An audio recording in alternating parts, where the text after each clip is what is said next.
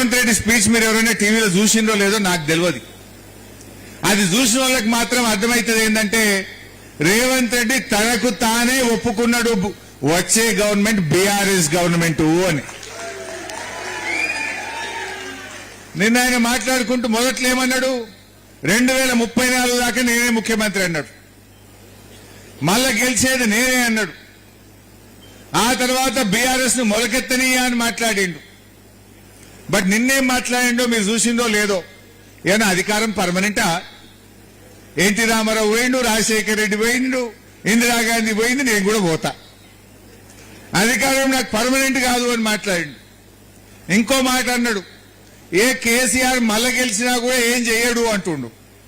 అంటే అసలు మొలకెత్తని అన్నోనివి, 34 దాకా నేనే అన్నోనివి, కేసీఆర్ గెలిచినా ఏం చెయ్యడు అనేదాకా వచ్చినవంటే నీ ఓటమి నీకు బాగా మనసున పట్టింది. బీఆర్ఎస్ సచ్చిన పామన్నావు కదా, బీఆర్ఎస్ శ్మశాన వాటికకు పోయిందన్నావు కదా, బీఆర్ఎస్ ఫామ్ హౌస్ కు పోయిందన్న నువ్వు ఇవాళ బీఆర్ఎస్ గెలిచినా ఏం కాదు, అధికారం శాశ్వతం కాదు అని మాట్లాడుతున్న వెంటనే నీది జారింది, నువ్వు జారుడు బండ మీద జారుతున్నావనే మాట మనకెంత అర్థమైందో లేదో గాని రేవంత్ రెడ్డికి మాత్రం పక్కా అర్థమైంది. అందుకే గా మాటలు ఆయన నోట్లకెళ్ళి వస్తున్నాయి. ప్రాధేయపడుతున్నాడు, నేను అంటుండు రైతుల్ని పట్టుకొని, రైతులను రిక్వెస్ట్ చేస్తుండు, రైతులను ప్రాధేయపడుతుండు, మీరే కంచె వేసి నన్ను కాపాడుకోవాలంటుండు.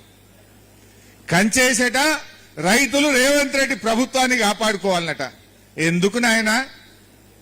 రైతులను మోసం చేసినందుక, రైతులను అడుగడుగునా వంచినందుక, రైతు డిక్లరేషన్ లో ఒక్కటి కూడా అమలు చేయనందుకు నిన్ను కంచె వేసి కాపాడుకోవాలన్నా రేవంత్ రెడ్డి అని నేను అడుగుతా ఉన్నా.